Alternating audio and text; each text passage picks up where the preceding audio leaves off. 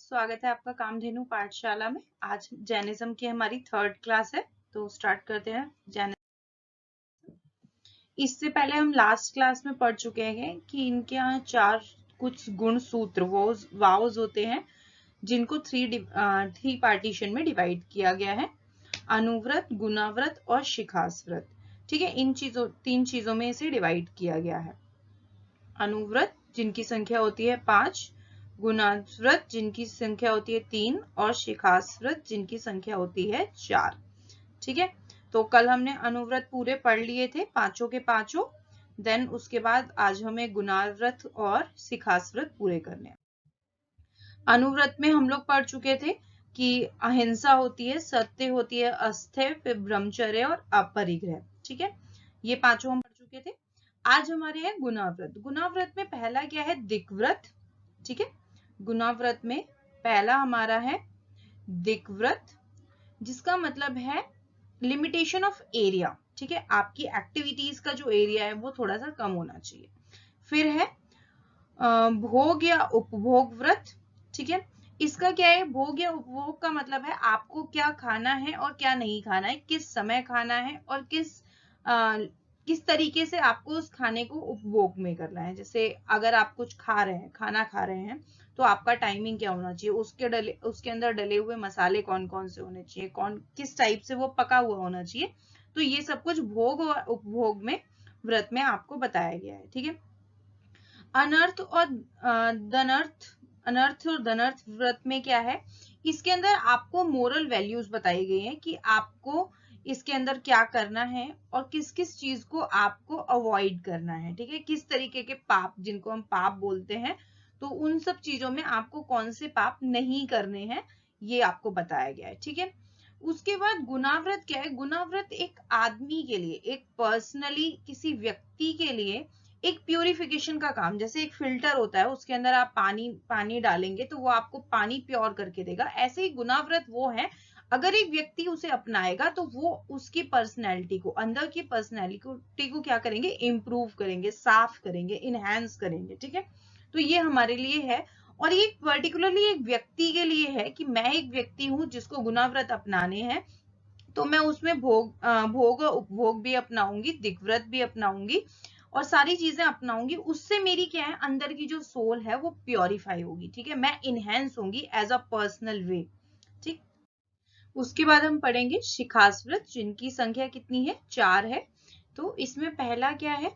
सम्यक व्रता। सम्यक व्रता के अंदर क्या है? मेडिटेशन। ठीक है, आपको मेडिटेशन के थ्रू अपनी बॉडी में जो 7 चक्र होते हैं उनको जागृत करना है, जिससे आप जितने भी जैन धर्म के जितने भी रूल्स एंड रेगुलेशंस हैं उनको आप अच्छे से फॉलो कर सको। ठीक है, तो ये जो आप अपनी जो ऊर्जा केंद्र हैं 7, इनको कैसे जागृत करेंगे? योगा के थ्रू, मेडिटेशन के थ्रू, ध्यान के थ्रू। ठीक है, उसके बाद क्या है? देश वसाख का व्रत। इसके अंदर क्या है? आपको लिमिटेड स्पेस, मतलब आपको अपनी जो बॉडी है, आपको अपना जितने भी रहन सहन है, उसको बहुत ज्यादा बढ़ाना नहीं है, उसको लिमिटेड रखना है, जिससे आप अपने अंदर की ऊर्जाओं को संग्रहित कर सकें। ठीक है, उसके बाद क्या है? उसके बाद है पुशास व्रत। पुशास व्रत क्या है? आपको एक सन्यासी का, आपको एक संत का जीवन जीने के लिए जागृत करना। ठीक है, और वो भी लिमिटेड ड्यूरेशन, मतलब आपको एक संत का जीवन एक लिमिटेड ड्यूरेशन तक जीना पड़ेगा, जिससे आप जैन धर्म के लायक हो जाएं और उनकी जितनी भी चीजें हैं उनको आप अच्छे से अपना सके, अपने अंदर ग्रहण कर सके।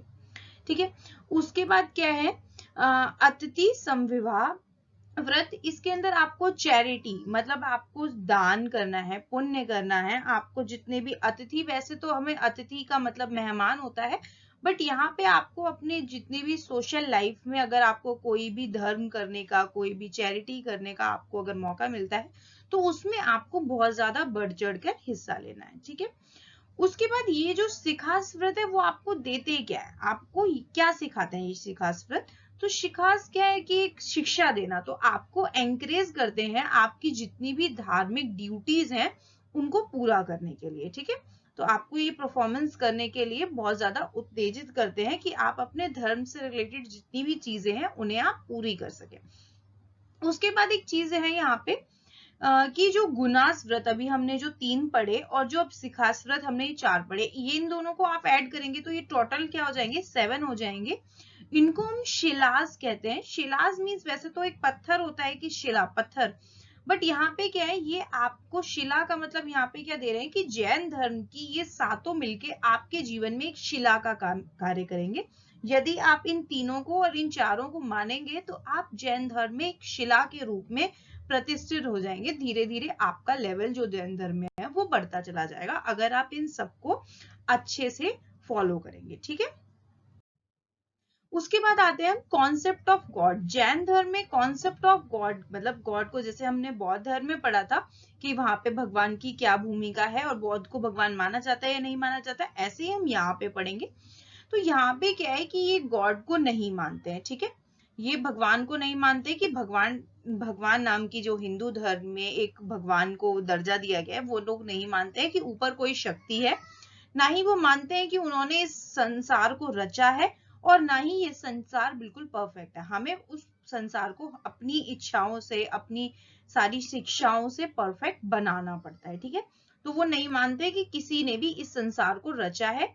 ये संसार, वो उनका मानना है कि ये संसार रचा हुआ था और ये अपने आप टाइम टू टाइम अपने आप को रिवाइव कर सकता है। कुछ चीजें डिस्ट्रॉय हो जाती है, कुछ चीजें अपने आप बन जाती हैं। कोई ऊपरी शक्ति नहीं है जो किसी को खत्म या बनाती है।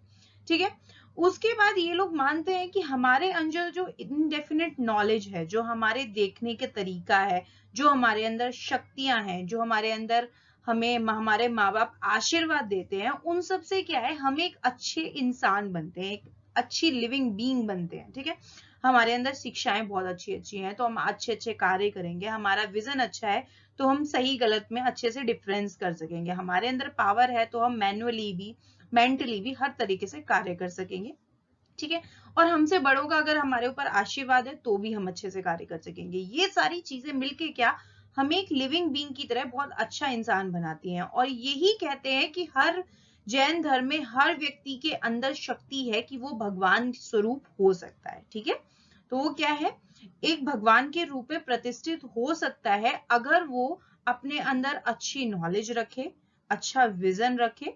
ठीक है, उसके अंदर पावर्स हो और उसके अंदर जो ब्लेसिंग्स हैं वो अच्छी हो, तो वो अच्छा लिविंग बीइंग बन सकता है। और वही लिविंग बीइंग एक टाइम पे जाके इन सबको अच्छे से फॉलो करके भगवान का स्वरूप दायर कर सकता है, आप एक भगवान का स्वरूप ले सकता है। ठीक है, फिर उसके बाद ये मानते हैं कि यूनिवर्स, जैसे मैंने यहाँ पे बताया कि कुछ भी वो नहीं मानते हैं कि भगवान कुछ भी बनाते हैं। तो यहाँ पे उनका कहने का मतलब है जो ऊपर यूनिवर्स है, जो 7 प्लैनेट्स हैं, स्टार्स है, सन है, या जो कुछ भी है, वो कोई भी भगवान इंसान या भगवान नाम का कोई भी जीव या कुछ भी वो नहीं चला रहा है। वो अपने कॉस्मिक लॉ, जो उनके अंदर एनर्जी है, ग्रेविटेशन लॉ है, या फिर जो पोटेंशियल एनर्जी है, जो कुछ भी है, वो उन लॉज के थ्रू चल रहा है। इसके अंदर भगवान का कोई भी रोल नहीं है। ठीक है, उसके बाद वो कह रहे हैं कि ये जो चीजें हैं, यूनिवर्स है, हम है, कोई लिविंग या नॉन लिविंग थिंग है, वो क्या है, टाइम टू टाइम अपने आप को मॉडिफाई करती रहती है। जैसे हम बच्चे होते हैं, बच्चे के बाद हम बहुत सारी चीजें सीखते हैं, हम बड़े हो जाते हैं और चीजें सीखते हैं और हमारे अंदर बहुत ज्यादा अकल आ जाती है। तो उसकी वजह से उनका कहना है कि जितनी भी चीजें हैं वो अपने आप को धीरे धीरे मॉडिफाई करती रहती है, अपने आप को चेंज करती रहती है कॉन्टिन्यूसली। ठीक है, ये सब कुछ चेंज होता रहता है। उसके बाद वो मानते हैं कि कोई भी क्रिएटर, कोई भी सर्वाइवर या डिस्ट्रॉयर इस दुनिया का नहीं है। ये सब कुछ अपने आप एक साइकिल रूप में चलता है। जैसे हम मानते हैं कि हमारे यहाँ ब्रह्मा विष्णु महेश होते हैं। ब्रह्मा जी हमारी सृष्टि को क्रिएट करते हैं, विष्णु जी हमारी सृष्टि को चलाते हैं और शिव शंकर जी हमारी दृष्टि को सारी उसको संसार को नष्ट कर देते हैं। तो इनके यहाँ ये जो क्रिएटर, सर्वाइवर और डिस्ट्रॉयर का जो कॉन्सेप्ट है, हमारे यहाँ जो त्रिदेव है, इनके यहाँ ऐसा कुछ नहीं है। ये लोग नहीं मानते कि ऐसा कुछ है कि कोई इस सृष्टि को बनाता है और कोई इस सृष्टि को चलाता है या फिर कोई मार देता है। इनके यहाँ कहने का मतलब है कि ये क्रिएटर, सर्वाइवर और डिस्ट्रॉयर नाम की कोई चीज नहीं है। ये सिर्फ और सिर्फ एक साइकिल है जो एक प्रोसेस के बाद दूसरे प्रोसेस पे आ जाती है। ठीक है, तो इनके यहाँ कोई भी भगवान का कॉन्सेप्ट नहीं है। So thank you so much and bye bye, take care.